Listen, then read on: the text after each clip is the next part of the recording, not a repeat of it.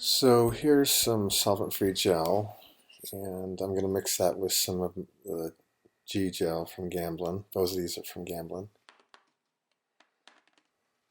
And Gamblin sent me these tints, which I'm going to use today, and they are Portland Warm Gray, Warm White, Cool White, Titanium Buff, and this Portland Cool Gray.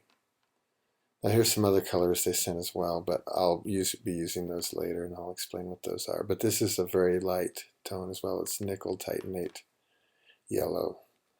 Now here's a new product that Gamblin came out with. Now the best thing about it, of course, is that it doesn't have any solvent in it. And that is a big deal. I'm using some gels that do have solvent, and this one doesn't have any. But well, here's that Portland Cool Gray, and I'm going to mix up some of that and start putting it into the sky with some cool white.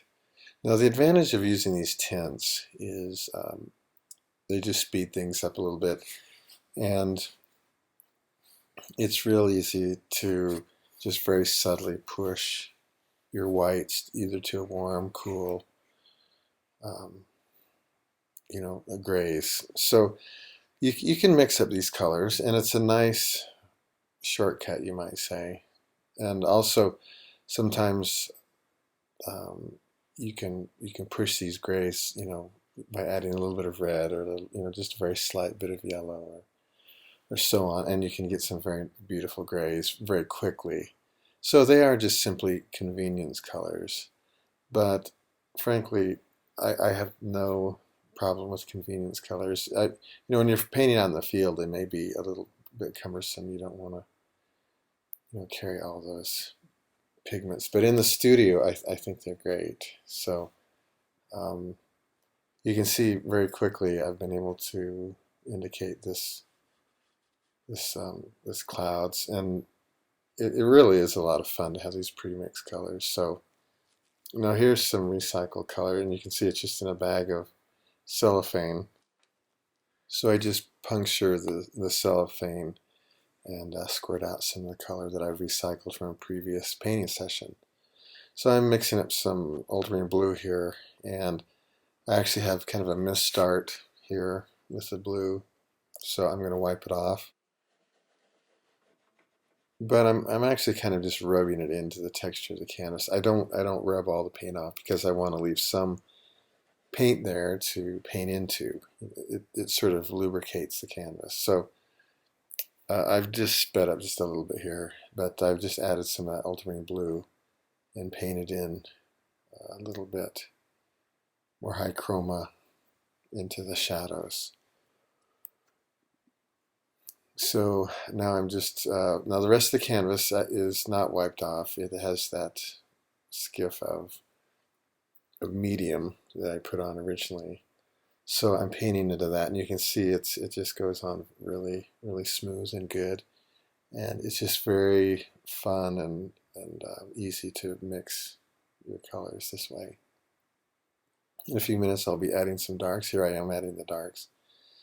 And you can see it's just really easy to mix.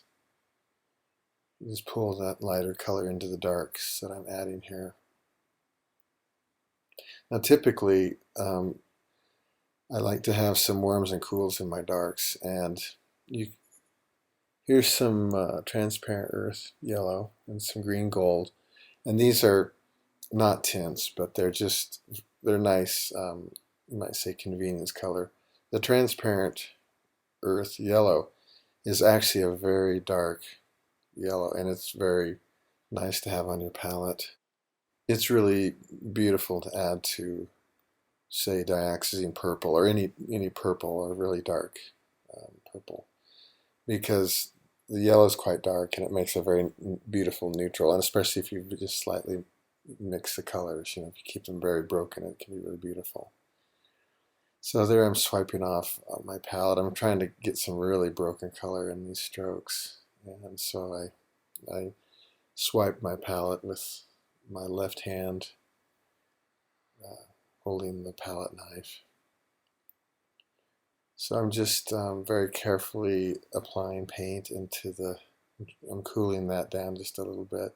Some of the greens got a little bit too warm, so I'm going with some cool paint. And it's nice to have that vibration of against warm against cool. It can be very effective.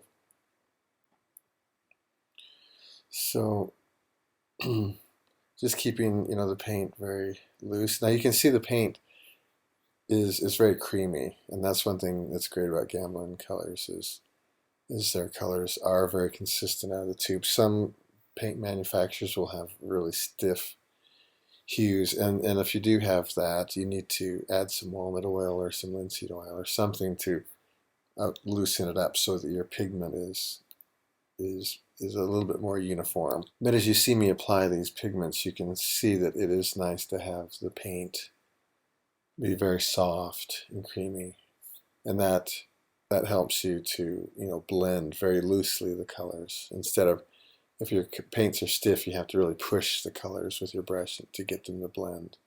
So I'm just softening some edges here. I've added some tree trunks here and there, some sky holes, and coming down the turnpike here, almost finished,